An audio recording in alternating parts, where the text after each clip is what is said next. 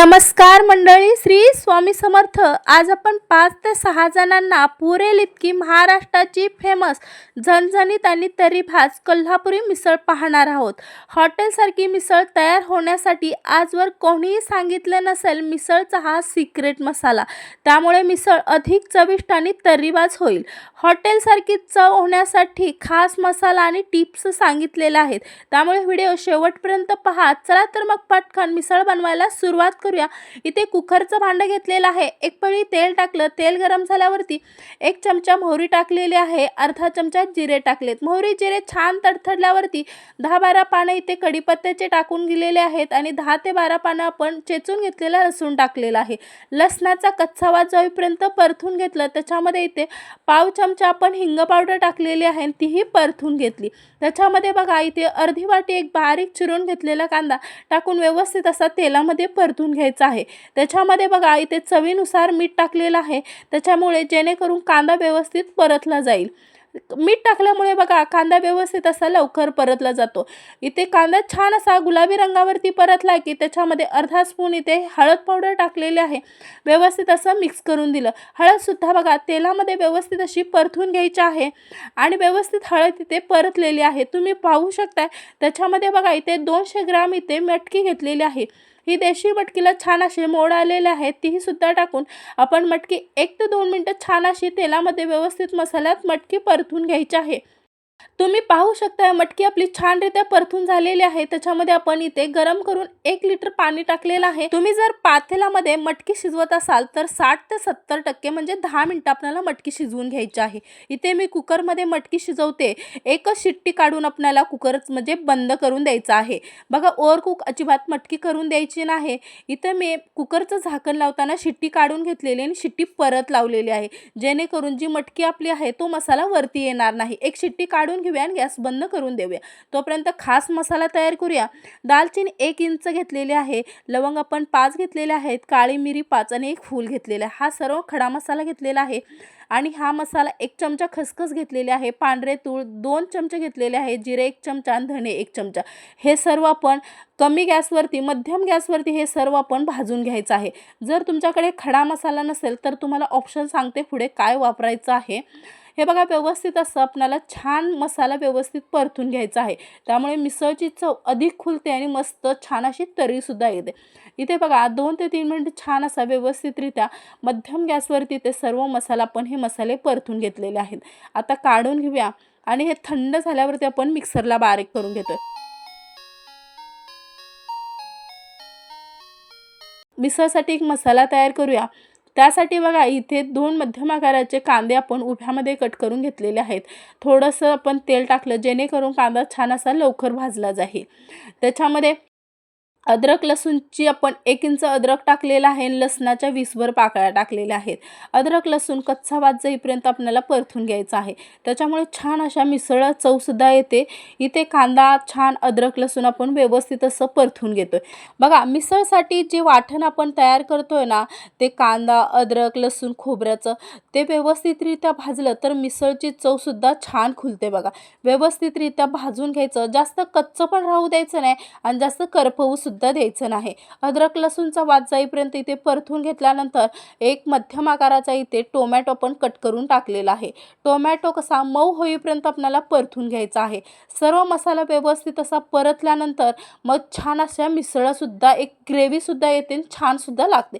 व्यवस्थित असं बघा इथे सर्व मसाला अशा पद्धतीने आपण परतून घेतलेला आहे आणि हा सर्व मसाला थंड झाल्यावरतीच मिक्सरला बारीक करायचा आहे, गरम केला तर आपल्याला पोळू शकते। साईडला काढून दिला। त्यानंतर आपण इथे अर्धी वाटी खोबरं घेतलेलं आहे, थोडंसं तेल टाकून उभे असे काप करून घेतलेले आहे खोबऱ्याचे आणि हे खोबरे आपण स्लो गॅसवरती हे खोबरं खरपूस सोनेरी रंग येऊपर्यंत भाजून घेणार आहे, त्याच्यामुळे मिसळला छान अशी तरी सुद्धा येते। बघा अशा पद्धतीने आपण खोबरं भाजून घेतलेलं आहे। तीळ खसखस धणे जिरे हे थंड झालेलं आहे, आपण मिक्सरला फिरवून घेऊया। तीळ आणि खसखस टाकल्यामुळे बघा मिसळची छान अशी दाटसर ग्रेव्ही येते आणि हॉटेलसारखी चवसुद्धा लागते. अशा पद्धतीने ते बारीक करून घेतलेलं आहे आणि जे कांदा, खोबरं जे होतं ते आपण आता मिक्सरला बारीक करून घेणार आहे. पाणी अजिबात टाकायचं नाही बरं का, असंच व्यवस्थित बारीक होतंय. तुम्हाला लागलं तर तुम्ही थोडंसं टाकू शकता. थोडीशी कोथिंबीर देठासकट टाकून अशा पद्धतीने बारीक करून घेतलेलं आहे. हे सर्व आता मिसळसाठी आपण मसाला हा आपला तयार झालेला आहे. आता आपण मिसळ बनवायला सुरुवात करूया. त्यासाठी बघा इथे 4 चमचे आपण तेल घेतलेलं आहे. मिसळसाठी थोडंसं तरी येण्यासाठी तेलाचं प्रमाण जास्त लागतं. जो मिक्सरला बारीक करून घेतलेलं वाटण आहे ते तेलामध्ये आपण टाकून छानरित्या तेल सुटेपर्यंत हे वाटण परतून घ्यायचं आहे. तीळ आणि खसखस हे टाकल्यामुळे बघा मिसळची छान अशी हॉटेलसारखी ग्रेव्ही आणि दाटसर मस्त अशी मिसळ तयार होते आणि चवसुद्धा अप्रतिम लागते. हॉटेलसारखी मिसळची चव येण्यासाठी तीळ आणि खसखस हे भाजून टाकायचं, त्याच्यामुळे छान अशी हॉटेलसारखी मिसळ तयार होते. बघा सर्व मसाला व्यवस्थित असा परतलेला आहे. ते वरती तेल सुटल्यावरती इथे लाल तिखट टाकलेलं आहे 2 चमचे. व्यवस्थित असं मिक्स करून द्यायचं. 1 ते 2 मिनिटं छान असा हा मसाला परतल्यानंतर आपोआप वरती तेल सुटतंय. त्यामुळे कसा मसाला व्यवस्थित असा परतला जातो. तुम्ही पाहू शकताय. थोडंसं मिक्सरचं भांडं धुवून पाणी टाकलं जेणेकरून सर्व मसाला आणखीन छान व्यवस्थितरित्या परतला जातो. खूप छान सुवास सुटलेला आहे. मिसळचा अप्रतिम अशी मिसळचा सुवास सुटलेला आहे बरं का. अगोदर आपण सर्व साहित्य भाजून घेतल्यामुळे जास्तसुद्धा हे भाजायचं नाही. 1 ते 2 मिनिटं छान असं भाजून झालेलं आहे. वरती तेलसुद्धा सुटलेलं आहे. तुम्ही पाहू शकता. हे तेल सुटल्यानंतर आपण इथे शिजवून घेतलेले आता जर तुम्ही जास्त मटकी शिजवाल तर कशी ती मटकीचा पूर्ण कशी बेसन होऊ शकते. त्याच्यामुळे कशी मटकी शिजवताना जास्त ओव्हर कुक करायची नाही. अशा पद्धतीने 60 ते 70% आपण मटकी शिजवून घेतलेली आहे. किती छान दाटसर ग्रेव्ही आपली तयार झालेली आहे बरं का. ही मिसळ कशी पातळच असते बरं का, त्याच्यामुळे छान अशी चवीला लागते. अप्रतिम चवीची बघा इथं मिसळ आपली किती तयार होते. त्याच्यात चवीनुसार मीठ टाकलं. छानशी अशी उकळी येऊ द्यायची मिसळला. एक छानशी अशी मोठी उकळी आल्यानंतर 2 ते 3 मिनिटं छान अशी आपण ह्या मिसळला शिजवून घेणार आहे. कसली भारी तर्री आलेली आहे तुम्ही पाहू शकताय. मस्त हॉटेललाही मागे टाकेल खास मसाला वापरून घरच्या घरी आपण इथे मिसळ तयार केलेली आहे. अप्रतिम चवीला एकच नंबर झालेली मिसळवरती इथे वरून कोथिंबीरसुद्धा टाकून दिली. इतकी भारी अप्रतिम चवीची सविस्तरपणे स्टेप बाय स्टेप मिसळची रेसिपी मी शेअर केलेली आहे. तुम्ही एकदा ह्या पद्धतीने मिसळची रेसिपी नक्कीच बनवून पहा. मस्त अशी झणझणीत कोल्हापुरी फेमस आपली तर्रीदार मिसळ तयार झालेली आहे. एकदा ह्या पद्धतीने नक्कीच बनवून पहा. तुम्हाला नक्कीच आवडेल. आणि ही मिसळ तुम्हाला कशी वाटली हे मला नक्कीच कमेंटमध्ये सांगायला विसरू नका. मिसळसोबत खाण्यासाठी बघा इथे मेन म्हणजे लिंबू आणि कांदा आणि फरसाणा हे तर असलंच पाहिजेल आहे. मस्त अशी आपली तर्रीदार चमचमीत अशी मिसळ झणकेबाज तयार झालेली आहे.